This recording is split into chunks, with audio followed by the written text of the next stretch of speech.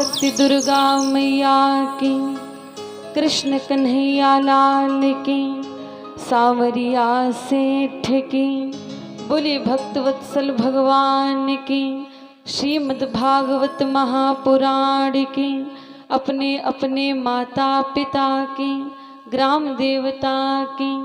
एक बार आप सबसे निवेदन है, हमारा करबद्ध यानी हाथ जोड़ के, कि आप सब इतनी संख्या में बैठे हुए हैं पीछे तक, जरा दोनों हाथ उठाकर एक बार जय घोष कर दीजिए, दोनों हाथ उठाकर एक बार। बहुत से लोगों को कष्ट होगा, हम कितना बढ़िया से साल ओढ़े बैठे थे, आ गई। एक बार दोनों हाथ उठाकर जयकारा लगा दीजिए, बोले पवन पुत्र हनुमान की। अब लगरांगना कथा हो रही है। जब आप जोर से जयकारा लगाते हैं तब लगता है कुछ हो रहा है, वैसे पता क्या लगता है, ऐसा लगता है जैसे कुछ हुईगा है। श्राद्धि बोली सत्य सनातन धर्म की। बहुत बढ़िया, बहुत आनंद आ रहा है इतनी संख्या देख करके पीछे तक। और मंगलाचरण के भी पहले उन संतों का इस व्यासपीठ मंच से हमारा करबद्ध साधुवाद है, धन्यवाद है, जिनके कारण हम यहाँ पर पहुँचे। हमें उनका नाम नहीं पता, परंतु जिनके भी कारण हम यहाँ पर पहुँचे हैं उनका बहुत बहुत धन्यवाद है। इतनी सुंदर जगह पर उन्होंने हमारा नाम बताया प्रधान जी को, प्रधान जी ने हमें बुलाया, उनका हाथ जोड़ के हमारा धन्यवाद है। आइए, जितना भी समय है उस समय में भगवान की चर्चा करेंगे। एक बार आप सब से निवेदन है, दोनों हाथ उठा करके जय घोष कर दीजिए, बोली राधा रानी सरकार की।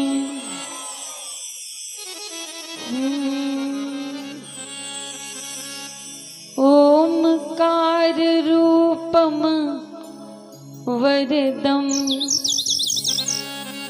भक्त नामार्ति नाशनम। ओम मंगलम मंगला नाम चा वंदे तम गणनायकम।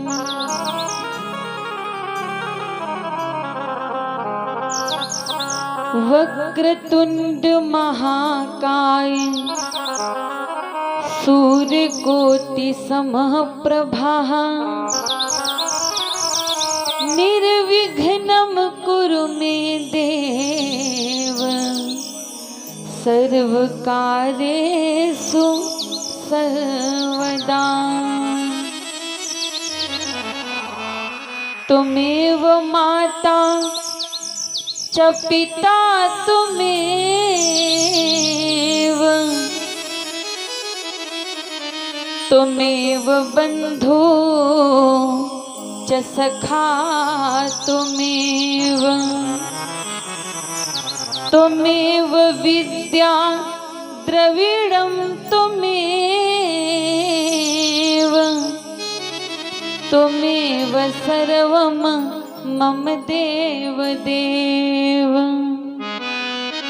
सर्वप्रथम श्री अनंत ब्रह्मांड नायक श्री राम राघवेंद्र सरकार के चरण कमलों का वंदन अभिनंदन करते हुए श्री कविता कामिनी कंठ शब्द शिल्पी श्री तुलसीदास बाबा जी महाराज, इस प्रवचन यज्ञ में आए हुए समस्त संत विद्वान, उनके साथी बंधुजन, मंच के समक्ष विराजमान समस्त भक्त श्रद्धालु, सीता सावित्री अनुसुईया के चरण चिन्हों का अनुसरण करने वाली हमारी माताएं बहनें तथा इस क्षेत्र के समस्त नन्हे मुन्ने भावी होनहार बाल गोपाल, आप सबको हमारा नमन वंदन। आइए दो बार अपने मन और वाणी को पवित्र करें, तत्पश्चात हम सभी कथा का श्रवणपान करेंगे। अच्छा, आपके यहाँ न जाने कितने वर्षों से श्रीमद् भागवत महापुराण की कथा का आयोजन हो रहा है। हम जैसे न जाने कितने हम जैसे नहीं, हमसे अच्छे न जाने कितने कथावाचक आए और कितने कथावाचक अभी आएंगे।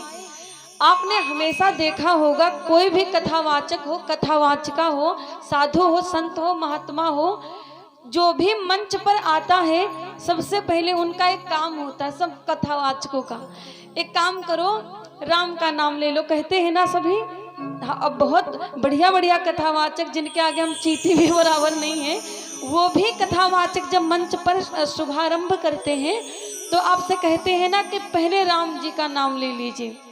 अच्छा, तो कथा राम जी की नहीं होती, राम जी का नाम लो 10 मिनट 5 मिनट बेकार में ही चले जाते हैं। परंतु इतने बड़े बड़े कथा व्यास अगर कहते हैं कि भगवान राम जी का नाम ले लो तभी कथा प्रारंभ होगी, तो जरूर कुछ कारण तो होगा। राम जी का नाम क्यों लेना होता है?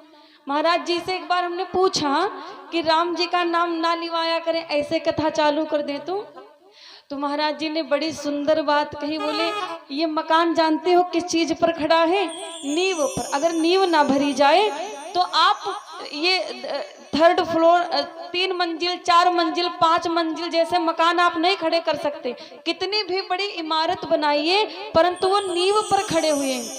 बोले, ये जो राम जी का नाम है ना, ये नींव होता है, और जब तक राम के नाम रूपी नींव को न भरा जाए तब तक कथा रूपी मकान नहीं खड़ा हो सकता। इसीलिए राम जी का नाम लिया जाता है। हनुमान जी को देखें, जब हनुमान जी महाराज को भगवान श्री रामचंद्र जी ने माता जानकी की खोज के लिए लंका नगरी को भेजा, तो हनुमान जी गए थे ना माता सीता की खोज के लिए। कैसे गए थे? मसक समान रूप कपिधरी, लंकहि चले सुमिर नर हरि। हनुमान जी जब अपना भेष बदल करके लंकहि चले सुमिर नर हरि, जब लंका नगरी को जाने लगे तो लंका नगरी की पहरेदार कौन थे? लंकिनी मैया, जो सुरक्षा करती थी ना, वो मिल गई। जैसे हनुमान जी को देखा, अच्छा राक्षसों का काम जानते हो क्या होता? वो कभी हंसते नहीं, वो हमेशा अपनी तन में रहते। कोई भी बात हो कहना इनको आवेशी भाषा में है, कोई बात इनसे प्यार से तो होती नहीं। ये राक्षसों का एक नहीं बोलते जैसे मैसेज आता है, ये राक्षसों का एक स्वभाव होता है। और जैसे हनुमान जी को देखा, दहाड़ के बोल पड़ी, ए वानर, कहाँ जा रहे हो? क्या तुम्हें पता नहीं मैं इस पूरी लंका की चोरों से सुरक्षा करती हूँ? हनुमान जी महाराज ने एक मुक्का मारा जोर से, और जैसे मुक्का मारा लंकिनी मैया के मुंह से खून बह चला। और जब खून बह चला तब लंकिनी, जो अभी इतनी तीव्र भाषा में बोल रही थी, वही लंकिनी मैया अब क्या कहती हैं? प्रभृति नगर की जय सब काजा, हृदय राखी कौशलपुर राजा। अब क्या कह रही है? प्रभृति नगर की जय सब काजा, जाओ अंदर प्रवेश करो। और कैसे?